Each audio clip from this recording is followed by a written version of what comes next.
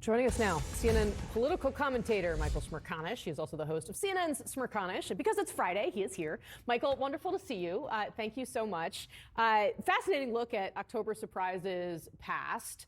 I'm curious if you think any of the things, I've covered most, not the 2000 election, but the others that we saw stacked with Hillary Clinton and Romney. I remember where I was oftentimes Me too. Trying to write an AP lead about that Romney list, running to a camera at the bureau at NBC where I was working at the time when the Comey letter dropped.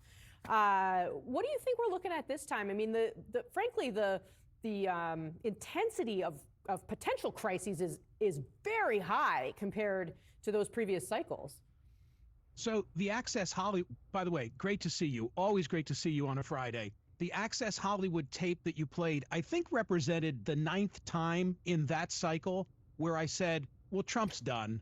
He's never going to come back Yes. from this. And of course, I was wrong in every one of those instances. We all were, and Michael. Kasie, what I think is significant is that was the 2016 cycle, and he won that election. And as I evaluate, Stephen Collinson has a great piece at CNN.com right now about the October surprises that are on our plate. And it's the port strike, which has now been suspended, as you've been reporting. It's the aftermath of Hurricane Helene. It's the situation in the Middle East. It's that filing by Jack Smith.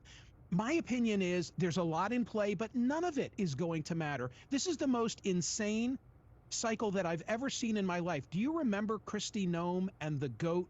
Do you remember Kristi Noem and the dog? Do you remember RFK and the bear, RFK and the whale, RFK and the journalist? Don't forget the whale. I mean, I can't keep up with all these things, but none of them seem to move the needle, because when it's all said and done, we're at 50-50 and it comes down to 7 states and they're all within the margin of error. Yeah, it honestly makes me wonder if there is any such thing as an October surprise anymore.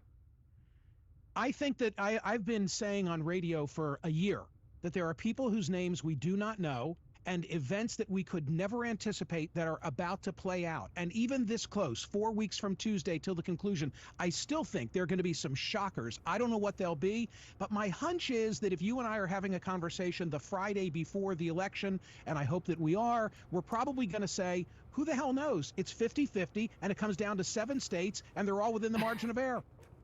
I definitely would love to see you on that Friday, and let's revisit this and see from here on out, because there have been so many surprises through this campaign, with, of course, Harris changing at the top of the ticket. Briefly, Michael, before I let you go, can we talk about Pete Rose for a second? Because he just passed away, as you know, and he is a baseball great, and there is this question about whether he deserves a spot in Cooperstown. It does seem like by our modern standards, he should, but I'm curious your take. I say put him in with the asterisk.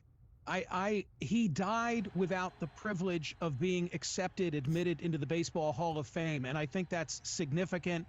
He has to be there by the merits. 23,000 have played that game, and only one got 4,256 hits. So I think this is the appropriate ending. Put him in. There's an asterisk on the plaque, but put him in at long last. All right, Michael Smerconish, always great to see you. Thank you so much for being here. You too. Talk to you soon. Thank you. To all our viewers, don't forget to tune in to Smerconish tomorrow morning, 9 a.m. Eastern, right here on CNN.